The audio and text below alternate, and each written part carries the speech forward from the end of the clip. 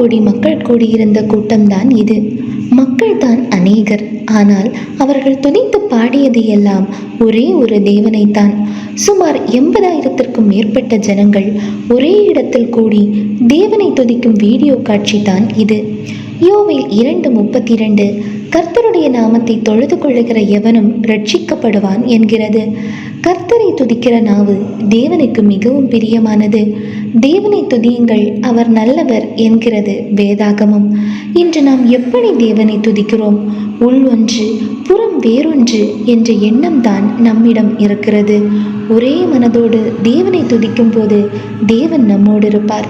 இந்த வீடியோவில் தேவனை துதித்து ஆர்ப்பரித்த மக்களைப் போல நாமும் தேவனை துதிப்போம், தேவனோடு வாழ்வோம். ஆமேன்.